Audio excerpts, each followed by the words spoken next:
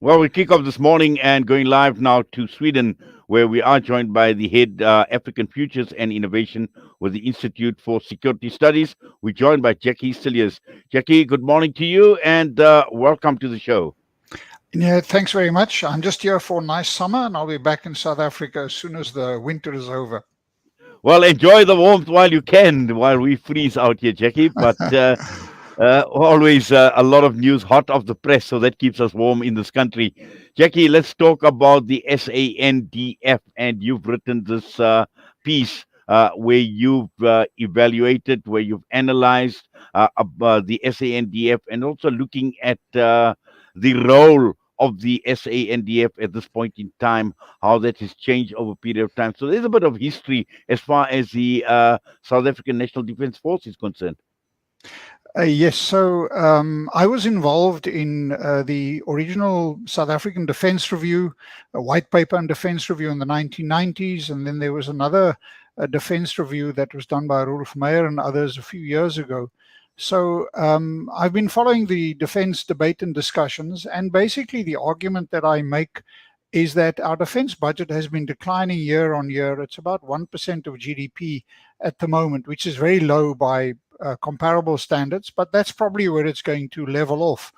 And my argument essentially is what we should be doing is using and preparing and training and equipping the military for the actual tasks that it does. And which are those actual tasks? Those tasks are participation in peace missions, such as in Mozambique and in the Eastern DRC, border security, border protection, and support to the police. And then finally, emergency response, such as when there is a flood or a disaster. And instead of trying to prepare the SANDF for some type of conventional defense against a foreign enemy, I mean, Swaziland or Botswana are not really going to invade South Africa. We should prepare and equip the military for the actual tasks. That's all that we have money for. And instead of fooling ourselves that at some point there's going to be a doubling of defense expenditure, South Africa just won't do that. So essentially, that's the argument that I'm making in the piece. And I've done it repeatedly over many years. But also, Jackie, there's a bit of history with regard to the Defence Force, and particularly looking at something that we've become accustomed to, we've become used to in terms of accountability, and Yeah. particularly when it comes to accounting for money, accounting for expenditure. And clearly, there are some serious problems as far as the SANDF goes in that department. Hugely serious problems. Like with all other engagements, South Africa particularly looks the other way when it comes to spending money in support of Cuba. And there have been various scandals around that. Of course, the largest break of South Africa's, let's call it, security was when Jacob Zuma allowed the Guptas to come and land at Waterkloof Air Base. But on an ongoing basis, the Auditor General has reported on poor management within the department over many, many years. Now, I think Minister Thandi Modise is intent on trying to do something about that, but she has to fix that at a time when the budget is declining year on year. And the main problem that the department has is that it's very heavily over staffed. I use in the piece, I sort of say it's like a mushroom structure. There's a small stem and a huge oversupply of generals and admirals within the Department of Defense, the vast majority of which sadly need to be retrenched or set out to retirement.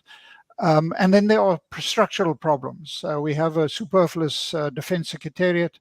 The department deals with military veterans affairs and spends a tremendous amount of money basically on paying out former Umkhonto we Sizwe, APLA and SADF soldiers. And all of these functions should be removed from the department so you can get back to a lean, effective structure that is optimized for the actual tasks that are at hand.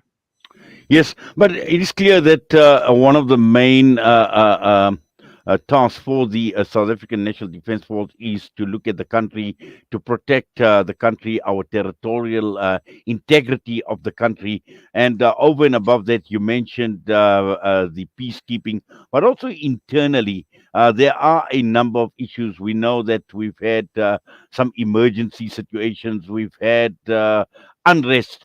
And Yeah. how do you see the role of the SANDF in that regard? So you start with the issue of territorial defense, territorial integrity, which is enshrined in the Constitution. But what does that mean?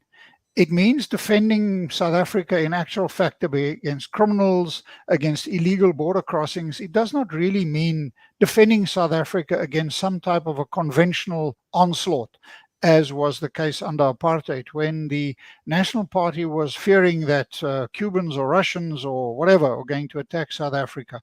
We are fortunate in that we live in a generally when it comes to military terms, in a peaceful and a stable region. The threats are not conventional. The threats are other threats, organized crime, terrorism, and so on and so forth. So those are what we should be looking at when we refer to territorial integrity. And then, as we've seen repeatedly, when there is something like the riots that we saw in KwaZulu Natal and in Gauteng in July 2021, the military is rolled out. 25,000 SANDF soldiers were deployed to support the police, but they are not equipped. They are not trained for their duty, so to support the police. So what they do is they do guard duty because they cannot effectively support the police.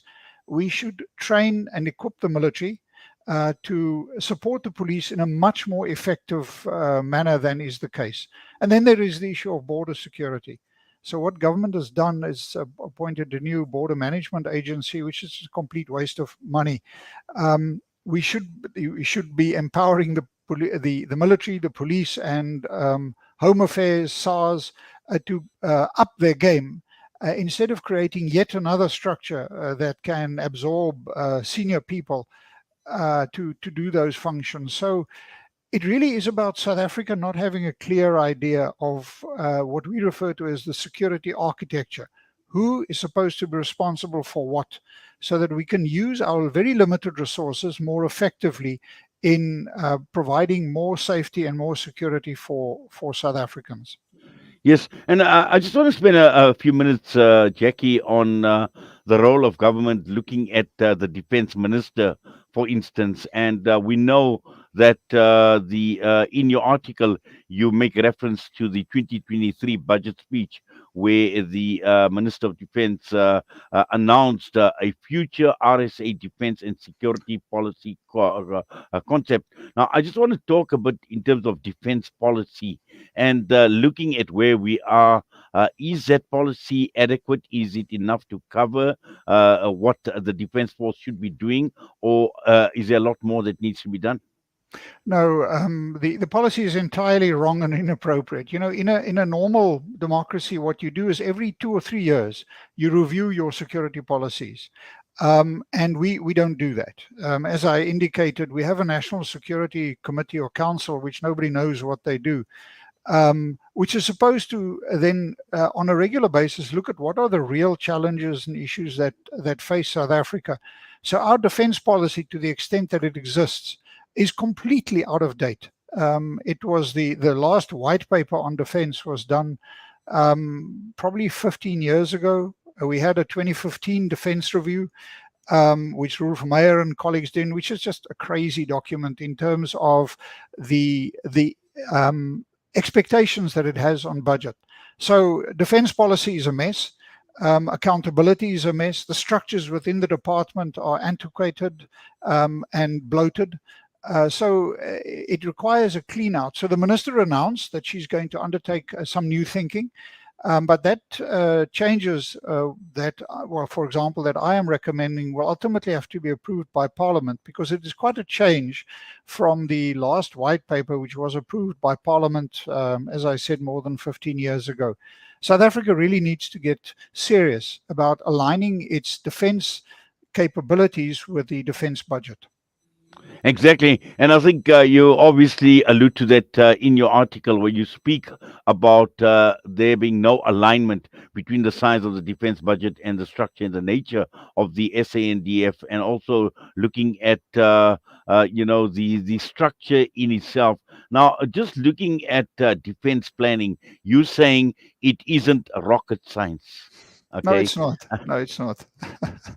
It's quite simple. It is look what is the real functions, tasks that you use the military for, and just think about that. We use them to repair water when the Vaal River sewage system breaks down. We use them to support when there is a challenge on floods in Mozambique, to support the police, border security.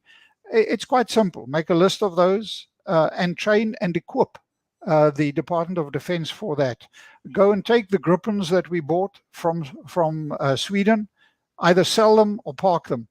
But focus on, we need, for example, transport helicopters and transport aircraft. We don't need attack helicopters, much as we love some of the stuff that has been done. So it's really about looking at what is affordable and tailoring the expenditure, the training, and the equipment on what our actual tasks are.